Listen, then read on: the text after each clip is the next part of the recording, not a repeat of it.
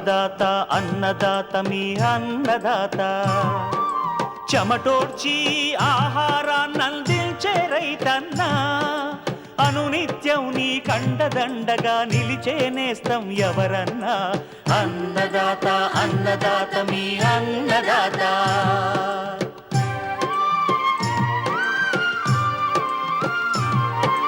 నూతన రీతుల సాగుబడికి నూరింతలు పెరిగే దిగుబడికి సూచనలిచ్చే సస్య రక్షణకు పశు పోషణకి శాస్త్ర విజ్ఞానం అందించి ముందుకు నడిపే తెలుగు రైతు భారతదేశానికి మకుటం అయ్యేలా తీర్చిదిద్దే ఆశయంతో మిమ్ము మేలు కొలిపేది అన్నదాత అన్నదాత అన్నదాత మీ అన్నదాత అన్నదాత అన్నదాత మీ అన్నదాత.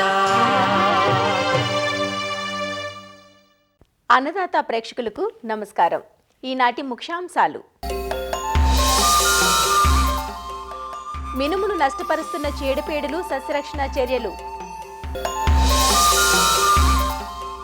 ప్రతి పంట వ్యర్థాలను అర్థవంతంగా మార్చుకునే విధానం,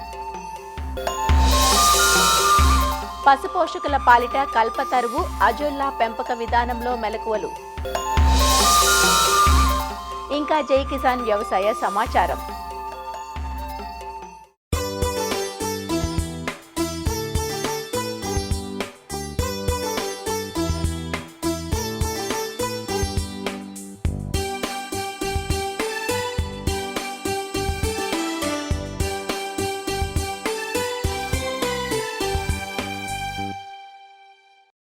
తొలకరి, రబీ, వేసవి ఇలా 3 కాలాల్లో సాగు చేసుకోదగ్గ అపరాల పంటల్లో మినుము ఒకటి.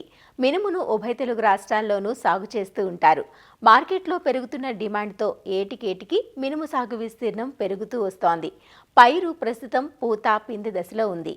రాత్రిపూట చలి, పగలేమో వేడి వాతావరణం నెలకొన్న ప్రస్తుత పరిస్థితుల్లో రసం పీల్చు పురుగులు, మరుగ మచ్చల పురుగు బెడద ఎక్కువగా ఉంటుంది. కాబట్టి పైరును ఎప్పటికప్పుడు గమనించుకుంటూ నివారణ చర్యలు చేపట్టాలంటూ వివరాలు తెలియజేస్తున్నారు ఆచార్య ఎన్జీ రంగా వ్యవసాయ విశ్వవిద్యాలయం విజయనగరం ఏరువాక కేంద్రం ప్రధాన శాస్త్రవేత్త మరియు సమన్వయకర్త డాక్టర్ కె లక్ష్మణ్. ఆంధ్రప్రదేశ్లో ఒక 9 లక్షల ఎకరాల వరకు కూడా ఈ అపరాలని మన రాష్ట్రంలో సాగు చేయడం జరుగుతుంది. అపరాల్లో ప్రధానంగా మినుము ప్రధానమైనటువంటి పంట. ప్రత్యేకంగా ఉత్తర కోస్తా జిల్లాల్లో సస్యరక్షణ చర్యలు అవలంబించడం అనేది చాలా వరకు తక్కువగా మనం గమనించడం జరుగుతుంది. తొలి దశలో అయితే రసం పీల్చే పురుగులు, అదేవిధంగా తరువాత దశల్లో అయితే ఈ యొక్క మరుక మచ్చల పురుగు ఆశించడం జరుగుతుంది. ఈ తొలి దశలో ఈ యొక్క రసం పీల్చే పురుగులు ఆశించినప్పుడు కానీ, చిత్త పురుగులు ఆశించినప్పుడు కానీ, 2 ఆకుల దశలో ఈ ఆకులని రంధ్రాలు చేసి తినివేయడం ద్వారా ఈ యొక్క చిత్త పురుగులు నష్టం కలిగిస్తే, ఈ యొక్క ఆకులను గోకు తినివేయడం వలన ఈ యొక్క రసం పీల్చే పురుగులు నష్టాన్ని కలుగజేస్తాయి. రసాన్ని పీల్చడం ద్వారా పంట విత్తినటువంటి తొలి 15 నుంచి 20 రోజుల సమయంలో క్రిమి సంహారక మందులైన ఇస్ఫేట్ 1 గ్రామ్ లీటర్ నీటికి కానీ, క్లోరిఫైర్ ఫాస్ 2.5 మిల్లీ లీటర్లు 1 లీటర్ నీటికి చెప్పిన కానీ కలిపి పిచికారీ చేసుకోవాలి. పంట పూత దశకి ప్రారంభమైన నుంచి కూడా ఈ యొక్క మరుక మచ్చల పురుగు అనేది ఒక ప్రధానమైనటువంటి సమస్యగా మనం మధ్యకాలంలో గుర్తించడం జరుగుతుంది. పూతని, అదేవిధంగా అప్పుడే వచ్చినటువంటి చిన్న చిన్న పిండిని కూడా ఒక గూడ్లుగా చేసి వాటి మధ్యలో ఈ యొక్క మరుక మచ్చల పురుగు ఉండి పూతని, అదేవిధంగా పిందెలను కూడా తినివేయడం ద్వారా నా పంటకు పూర్తిగా నష్టాన్ని కలుగజేస్తుంది. కాబట్టి ఈ యొక్క పురుగుని మనం ఉధృతిని తొలి దశలో, ఈ పూత దశలో కానీ గమనించుకొని సస్యరక్షణ చర్యలు ఆ దశ నుంచే మనం చేపట్టవలసిన అవసరం ఉంటుంది. పూత దశలో అయితే ఈ యొక్క వేప నూనె 5 మిల్లీ లీటర్లు 1 లీటర్ నీటికి చెప్పిన కానీ, వేప గింజల కషాయాన్ని కానీ మనం ఒకసారి పిచికారి చేసుకున్నట్లయితే ఈ పురుగు ఏంటంటే గుడ్లు పెట్టకుండా కొంతవరకు నిరోధించేటటువంటి అవకాశం ఉంటుంది. ఆ విధంగా ఈ పురుగు ఉధృతిని మనం చాలా వరకు తగ్గించుకోవచ్చు. అలా కాకుండా ఇంకా పురుగు ఉధృతి తొలి దశలో ఆర్వా ఉన్నట్లయితే ఈ క్లోరిఫైర్ ఫాస్ అనే మందుని 2.5 మిల్లీ లీటర్లు కానీ, క్వినాల్ ఫాస్ అనే మందుని అయితే 2 మిల్లీ లీటర్లు కానీ, ఎసిఫేట్ అనే మందుని అయితే 1 గ్రాము చొప్పున కానీ కలుపుకొని ఎకరానికి పొలంలో 200 లీటర్ల నీటిలో మనం మొత్తం మందు ద్రావణాన్ని కలుపుకొని పిచికారి చేయాలి. తరువాత దశలో ఇంకా 45-50 రోజులు దాటిన తర్వాత అయితే పురుగు ఉధృతి అనేది చాలా వరకు పెరిగేటటువంటి అవకాశం ఉంటుంది. కాబట్టి ఆ దశలో మనం యొక్క ఉధృతిని గమనించుకొని ఇమామెక్టిన్ బెంజియేట్ అనే మందునైతే 0.4 గ్రాములు, అదేవిధంగా ఏదైతే స్పైనోసాడ్ అనే మందు అయితే 0.3 మిల్లీలీటర్లు, అదేవిధంగా క్లోరాంటినిల్ప్రోల్ అనే మందు అయితే 0.3 మిల్లీలీటర్లు నీటిలో కలుపుకొని మనం ఈ యొక్క మందు ద్రావణాన్ని సమాంతరంగా పిచికారి చేసుకున్నట్లయితే ఈ యొక్క పురుగు ఉధృతిని చాలా వరకు మనం తగ్గించుకోవచ్చు. అయితే ఈ పురుగు నష్టాన్ని రైతులు ముందుగా గమనించుకొని తగు సస్యరక్షణ చర్యలు తొలి దశలో చేపట్టినట్లయితే చాలా తక్కువ ఖర్చుతో మనం దీన్ని సమర్థవంతంగా యాజమాన్యం చేసుకోవచ్చు.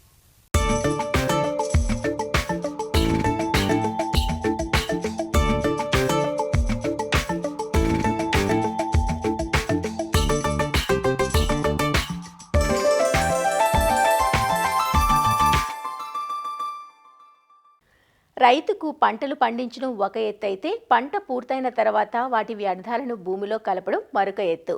ప్రతి పంటనే తీసుకుంటే ప్రస్తుతం చాలా ప్రాంతాల్లో తీతలు పూర్తయ్యాయి. పంట పూర్తయ్యాక వ్యర్థాలను రైతులు తగులబెడుతుంటారు. దీనివల్ల పర్యావరణ కాలుష్యంతో పాటు భూమికి సత్తువునిచ్చే అనేక పోషకాలు వృధాగా పోతున్నాయి. అలా అని మోళ్లను భూమిలో కలియదున్నితే అవి పూర్తిగా చివకటానికి చాలా కాలమే పడుతుంది. అలా కాకుండా అధునాతన యంత్రాల సహాయంతో వ్యవసాయ వ్యర్థాలను తక్కువ సమయంలో తక్కువ ఖర్చుతో సమర్థవంతంగా భూమిలో కలియబెట్టే అవకాశం ఉంది. వివరాలు తెలియజేస్తున్నారు ప్రొఫెసర్ జయశంకర్, తెలంగాణ రాష్ట్ర వ్యవసాయ విశ్వవిద్యాలయం రాజన్ నగర్ వ్యవసాయ పరిశోధనా స్థానం శాస్త్రవేత్త డాక్టర్ టి ప్రభాకర్ రెడ్డి. సాధారణ పరిస్థితుల్లో పత్తి పంట ఏరిన తర్వాత మనకు సాధారణంగా తగలబెట్టడం అనేది రైతులకు అలవాటు. అయితే ఒక ఎకరా పత్తి ఏరిన తర్వాత మనకు 20 నుంచి 30 క్వింటాల వరకు పత్తి కట్టె, మొదళ్ళు, వేర్లు ఇవన్నీ కూడా భూమిలో మిగిలిపోతూ ఉంటాయి. సో ఈ 20 నుంచి 30 క్వింటాల పత్తి కట్టెను సాధారణంగా రైతులు తగలబెడుతూ ఉంటారు. సో ఈ విధంగా తగలబెట్టడం వల్ల మనకి వాతావరణ కాలుష్యం, వాయు కాలుష్యం అనేది ఎక్కువగా జరుగుతుంది. దాంతోపాటు భూ ఉపరితలంలో ఉండే సూక్ష్మజీవులు చనిపోవటం, నేలలో ఉండే తేమ ఆవిరి కావటం, దాంతోపాటు నేలలో ఉండే సేంద్రియ పదార్థం తగ్గిపోవటం, ఇవన్నీ కూడా భూమి కాలుష్యానికి ప్రధానమైన కారణాలు.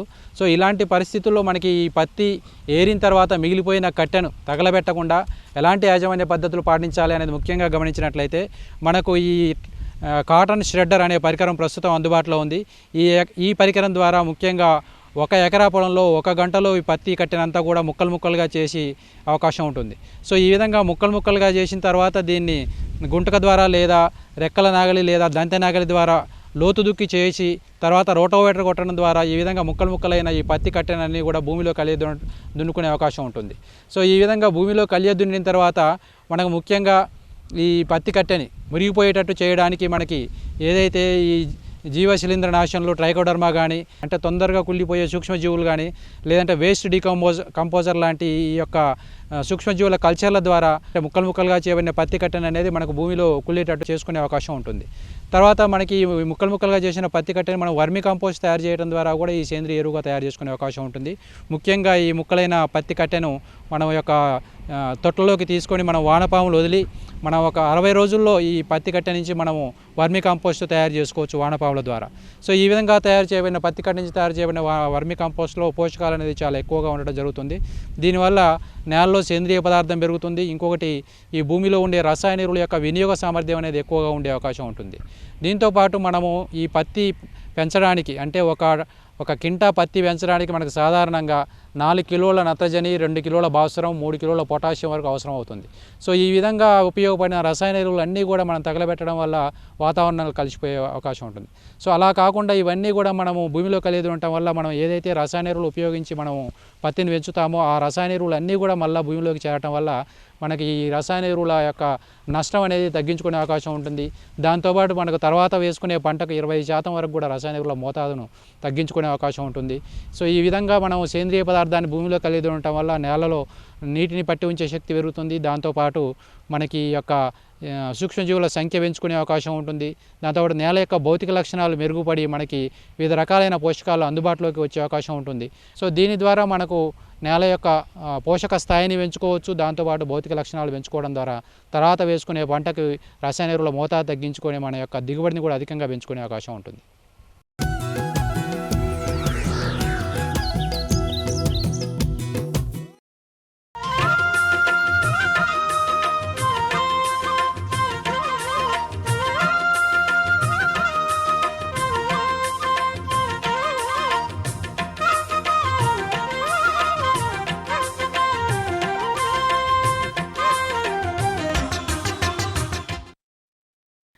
గ్రామసీమల్లో రైతుకు రోజువారీ ఆదాయాన్నిచ్చేవి పశుపోషణ.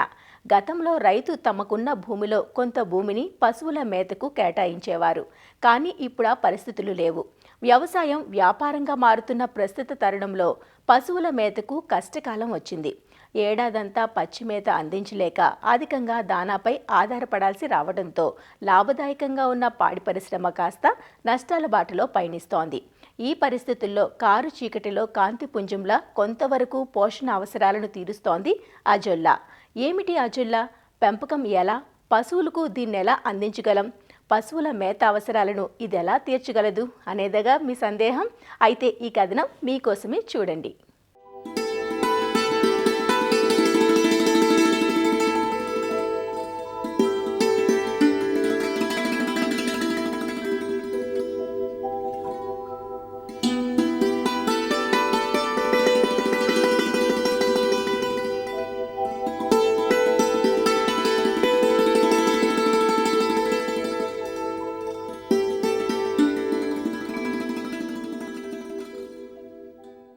అజొల్లా ప్రకృతి రైతుకు ప్రసాదించిన అద్భుత వరం. పశుపోషణలో రైతులెదుర్కొంటున్న మేత కొరతను కొంతవరకు తీర్చగలదు ఈ అజొల్లా. కేవలం పాడి పశువులకే కాదు, కోళ్లు, గొర్రెలు, మేకలు, పందులు, కౌజు పిట్టలు, చేపలు ఇలా అన్నింటి మేత అవసరాలను అజొల్లా తీర్చగలదు. అజొల్లాను మేతగానే కాదు, వ్యవసాయంలో జీవన ఎరువుగాను వాడుకోవచ్చు. ఇది నత్రజనిని స్థిరీకరిస్తుంది. వరి పొలాల్లో అజొల్లా పెంచటం వల్ల హెక్టారుకు 30 నుంచి 40 కిలోల నత్రజనిని సహజ సిద్ధంగా పైరుకు అందించిన వాళ్ళమవుతాం. అజొల్లాలో 25 నుంచి 35% ప్రోటీన్లు ఉంటాయి. పశువుకు ఇచ్చే దానాతో పోలిస్తే 2 కిలోల అజొల్లా 1 కిలో దానాతో సమానమని తేలింది. మరి కిలో దానాకయ్యే ఖర్చు దాదాపు 20 నుంచి 25 రూపాయలుగా ఉంటే అజొల్లాను 2 కిలోలు ఉత్పత్తి చేయాలంటే కేవలం 2 రూపాయలు మాత్రమే ఖర్చు అవుతుంది. పైగా అజొల్లాను పశువులకు మేపటం వల్ల 15 నుంచి 20% పాల దిగుబడి, పాలలో వెన్న శాతం కూడా పెరుగుతోందని రైతుల అనుభవాలు తెలియజేస్తున్నాయి. అజొల్లా ఫెర్న్ జాతికి చెందిన నాచు మొక్క. ఇది నీటిపై తేలియాడుతూ పెరుగుతుంది. ఒక్కో మొక్క 2 సెంటీమీటర్ల పొడవు, 2 సెంటీమీటర్ల వెడల్పు పెరుగుతుంది. సాధారణంగా అజొల్లాను చిన్న చిన్న తొట్లలో పెంచుతారు. అజొల్లా పెంచేందుకు నీరు నిల్వ ఉండని ఎత్తైన ప్రాంతాలను ఎన్నుకోవాలి. పెంపకానికి 10 సెంటీమీటర్ల లోతు, 2.5 మీటర్ల పొడవు, 1.5 మీటర్ల వెడల్పు ఉన్న తొట్లు అవసరం. ఇందుకోసం ఇటుకలతో శాశ్వత తొట్ల నిర్మాణాలు కానీ లేదా 150 GSM మందం గల పాలిథీన్ షీటును గాని ఉపయోగించుకోవచ్చు. ఇందులో 30 నుంచి 35 కిలోల సారవంతమైన మెత్తటి మట్టిని షీట్ మీద సమంగా పరవాలి. ఒక చదరపు మీటర్కు 10 నుంచి 15 కిలోల మట్టి ఉండేటట్లు చూసుకోవాలి. ఈ మట్టి అజొల్లా పెరుగుదలకు తోడ్పడుతుంది. 4 నుంచి 5 కిలోల ఆవు పేడను 15 నుంచి 20 లీటర్ల నీటిలో కలిపి ఆ మిశ్రమానికి 40 గ్రాముల సూపర్ ఫాస్ఫేట్ కలిపి తొట్టె మొత్తం నలువైపులా పోసుకోవాలి. అజొల్లా సక్రమంగా పెరగాలంటే సూక్ష్మ పోషకాలను అందించాల్సి ఉంటుంది. దీనికోసం 20 గ్రాముల మినరల్ మిక్చర్ను పేడతో కలిపి తొట్టెలో చల్లుకోవాలి. ఇవన్నీ వేసిన తర్వాత తొట్టెలో 7 నుంచి 10 సెంటీమీటర్ల వరకు నీటి మట్టం ఉండేటట్లు చూసుకోవాలి.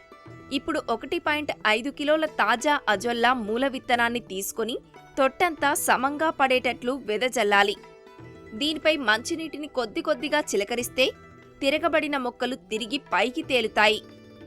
అజొల్లా గుంతలు చెట్ల కింద ఉంటే రాలిన ఆకులు తొట్లలో పడి కుళ్ళిపోయే అవకాశం ఉంది. కాబట్టి తొట్లపై నైలాన్ వల కప్పుకుంటే మంచిది. ఇంటి పెరట్లో గాని, తోటల్లో గాని, డాబాలపై కాని ఎక్కడైనా దీన్ని సులభంగా పెంచుకోవచ్చు. కాకపోతే సూర్యరశ్మి నేరుగా బెడ్లపై పడకుండా పాక్షికంగా నీడ ఉండేటట్లు జాగ్రత్త వహించాలి. అజొల్లా వారం 10 రోజుల్లోనే తొట్టి మొత్తం వ్యాపిస్తుంది. 1 కిలో చల్లితే వారం రోజుల్లో 8 నుంచి 10 కిలోలు అజొల్లా ఉత్పత్తి అవుతుంది. 7వ రోజు నుంచి ప్రతిరోజు కిలో నుంచి కిలోన్నర అజొల్లాను సేకరించవచ్చు. సాధారణంగా ఒక పశువుకు రోజుకు 2.5 కిలోల వరకు అజొల్లాను అందించవచ్చు. 5 పశువులున్న రైతు ప్రతిరోజు 12.5 కిలోల అజొల్లా దిగుబడి వచ్చేలా చూసుకోవాలి. అంటే 42 చదరపు మీటర్ల విస్తీర్ణం గల తొట్లలో అజొల్లాను పెంచుకుంటే సరిపోతుంది. ప్రతి వారానికి ఒకసారి 5 లీటర్ల నీటిని 1 కిలో పేడ, 20 గ్రాముల సూపర్ ఫాస్ఫేట్, 20 గ్రాముల సూక్ష్మ పోషక మిశ్రమం కలిపి తొట్టెలో పోయాలి. ప్రతి 10 రోజులకు బెడ్లో పావు వంతు నీటిని తీసివేసి కొత్త నీటిని నింపాలి. తొట్టెలో 7 నుంచి 10 సెంటీమీటర్ల ఎత్తులో నీరు ఖచ్చితంగా ఉండేటట్లు చూసుకోవాలి. నీరు ఎక్కువైతే వేర్లు పైపైనే ఉండి మొక్క సరిగా పెరగదు. పోషకాల లభ్యత తక్కువగా ఉంటుంది. నీరు తక్కువైతే వేర్లు నేలను తాకి తెగుళ్ల బారిన పడే అవకాశం ఉంటుంది. 60 రోజులకొకసారి తొట్టెలో 5 కిలోల మట్టిని తొలగించి తిరిగి కొత్త మట్టితో నింపుకుంటే అజొల్లా ఆరోగ్యంగా పెరుగుతుంది. అజొల్లాను పశువులకు అందించేటప్పుడు కూడా రైతులు కొన్ని జాగ్రత్తలు తీసుకోవాల్సి ఉంటుంది. రంధ్రాలున్న ప్లాస్టిక్ బుట్టతో కానీ వెదురు గంపలతో కానీ దీన్ని సేకరించాలి. అజొల్లాను పేడ వాసన పోయే వరకు శుభ్రంగా నీటిలో కడిగి దానాతో కలిపి మేతగా అందించవచ్చు.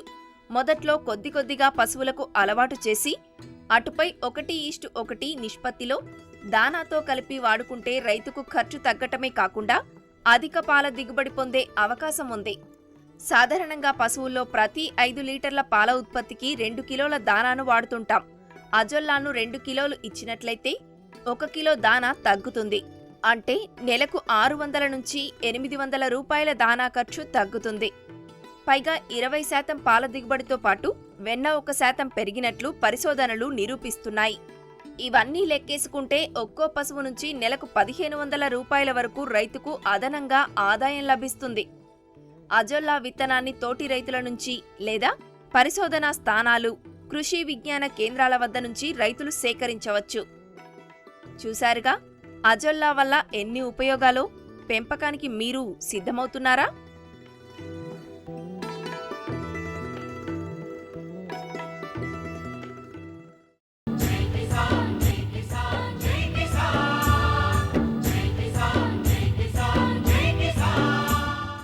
విశాఖ తీర అందాలను చూసేందుకు సందర్శకులు, పర్యాటకులు అధిక సంఖ్యలో వస్తుంటారు. మరీ ముఖ్యంగా శీతాకాలం పర్యాటకులకు అనువుగా ఉంటుంది. ఈ కాలంలో విరబూసే అందమైన పూలు, అలంకరణ మొక్కలు చూపరులను ఇట్టే కట్టిపడేస్తుంటాయి. అలా విశాఖకు దగ్గరగా భోగాపురం ఎయిర్పోర్ట్ను ఆనుకొని విస్తరించిన ఒక రిసార్ట్స్ను పర్యాటకులకు ఆకర్షణీయంగా తీర్చిదిద్దేందుకు అక్కడి నిర్వాహకులు ఏటికేడు కొత్త ప్రయోగాలు చేస్తున్నారు. ఆ ఉద్యాన క్షేత్రాన్ని మనము చూసొద్దాం రండి.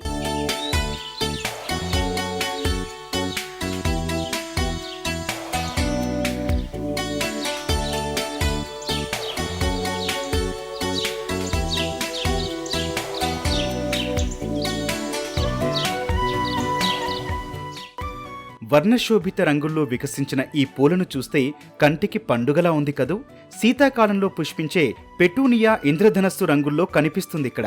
అరుదైన రంగులు, అరుదైన మొక్కలకు నిలయం ఈ ఉద్యాన క్షేత్రం. దీని వెనుక దశాబ్ద కాలపు రాజాబాబు కృషి దాగి ఉంది. జపాన్ నుంచి ప్రత్యేకంగా సేకరించిన విత్తనాలతో నారు మొక్కలను సొంతంగా పెంచి అభివృద్ధి చేస్తున్నారు. పెటూనియా, ఆర్కిడ్స్, ఆర్నమెంటల్ మిరప, ornamental sunflower, ornamental cabbage, lettuce ఇంకా పలు రకాల అలంకరణ మొక్కలు చూపరులను కట్టిపడేస్తున్నాయి. మొక్కలు అలంకరించిన తీరు ప్రతి ఒక్కరిని మంత్రముగ్ధులను చేస్తోంది. రానున్న రోజుల్లో మరిన్ని నూతన రకాలను అభివృద్ధి చేసే పనిలో ఉన్నట్లు రాజాబాబు చెబుతున్నారు. క్యాబేజీ ఉంటుంది, క్యాబేజీ కూడా కలర్ క్యాబేజీ ఉంటుంది, ఆర్నమెంటల్. కేలే అవి కూడా ఆర్నమెంటల్. చిల్లీస్ కూడా ఆర్నమెంటల్ అండి. అవి తింటే 4 రెట్లు కారం ఎక్కువ ఉంటుంది. తోటకూర కూడా ఆర్నమెంటల్. ఇవన్నీ కూడా జపాన్ అండి. ఇవన్నీ ఆ సీడ్ అయితే తీసుకొచ్చి మేము జర్మినేషన్ చేసి ఏరియా అట్రాక్ట్ చేయడం కోసం ప్రయత్నం చేస్తున్న దాంట్లో ఇది ఒక భాగం అనమాట.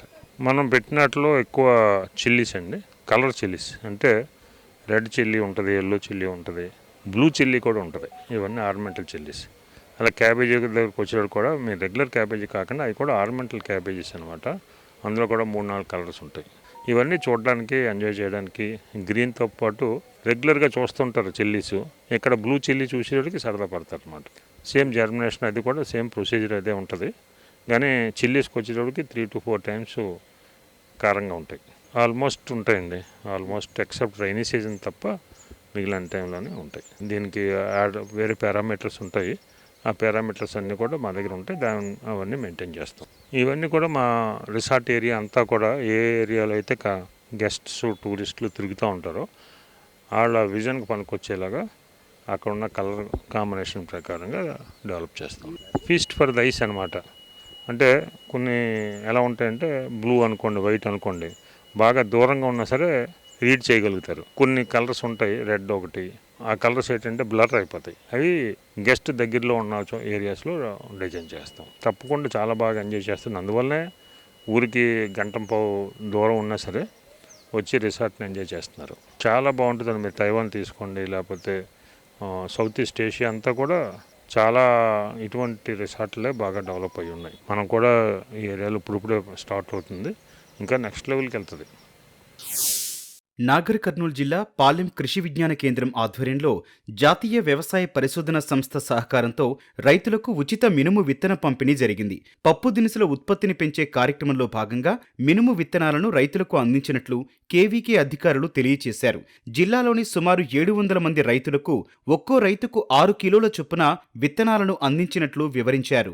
రైతులకి మినుములు ఉచిత సరఫరా చేస్తూ పంటని ఎక్కువ దిగుబడి సాధిస్తూ అధిక లాభాలు పొందాలన్న ఒక ముఖ్య ఉద్దేశంతో ఎన్సీసీఎఫ్ వారు, national corporation of consumer federation వారితోటి కొలాబరేట్ అయ్యి ఈ కార్యక్రమాన్ని మేము చేపట్టాము. ఈ కార్యక్రమంలో భాగంగా దాదాపు 700 మంది రైతులని మేము నాగర్ కర్నూలు జిల్లా వ్యాప్తంగా పిలవడం జరిగింది. 6 కేజీల విత్తనాలని వారికి ఉచితంగా సరఫరా చేశాము.